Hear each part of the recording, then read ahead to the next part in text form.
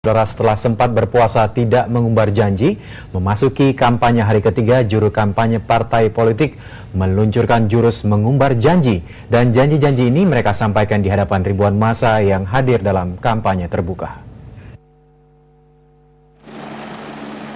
Begitu turun dari helikopter, Ketua Umum Partai Golkar Abu Rizal Bakri alias Ical disambut sejumlah pimpinan partai menuju lokasi kampanye terbuka di Gedung Olahraga Ciracas, Jakarta Timur.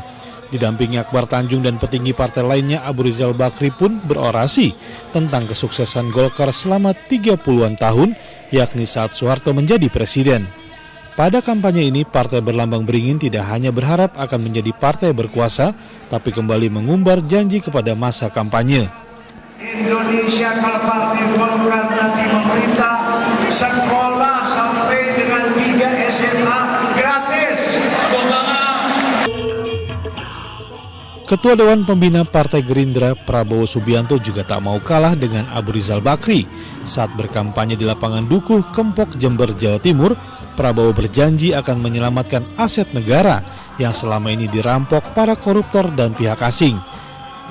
Kita tidak rela kekayaan kita dicuri, kita tidak rela kekayaan kita diambil ke luar negeri. Saya katakan cukup, cukup, cukup, cukup. Didampingi jurkamnya Yeni Wahid dan petinggi partai lainnya, kampanye Prabowo juga dihadiri ratusan simpatisan dan diramaikan dengan panggung dangdut. Melanjutkan kampanye di Jawa Timur, Ketua Umum Partai Demokrat Susilo Bambang Yudhoyono mengawali kampanye dengan mengajak simpatisan bernyanyi bersama di Tulung Agung, Jawa Timur. Di sela-sela acara dangdutan yang dihadiri Ikke Nurjanah, SBY yang didampingi Soekarwo dan petinggi Partai Demokrat lainnya memimpin orasi dengan slogan memberi bukti bukan janji.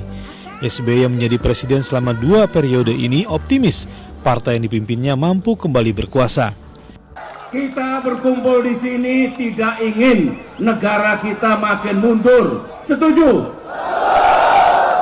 SBY memilih berkampanye di Tulung Agung untuk menjaga loyalitas pemilih, mengingat daerah ini adalah salah satu dapil yang bersaing ketat dalam merebut suara pemilih.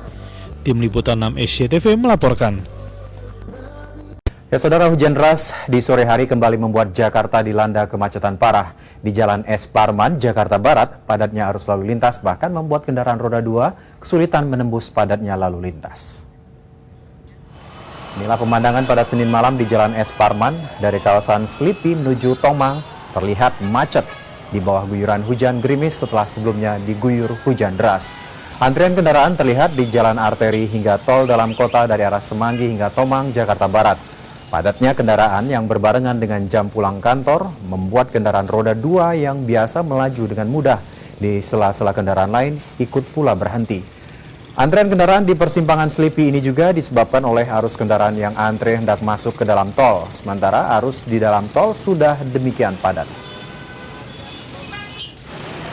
Sebelumnya, saudara, di Depok, Jawa Barat, hujan disertai angin kencang membuat sejumlah pohon tumbang di Jalan Raya Bogor Cimanggis, tepatnya di jalur yang mengarah ke Jakarta. Kemacetan sempat terjadi hingga 1 km. Dahan pohon yang sempat menimpa seorang pengendara motor hingga mengalami luka ringan. Pohon yang tumbang juga menimpa kabel listrik sehingga pasokan listrik sempat terputus.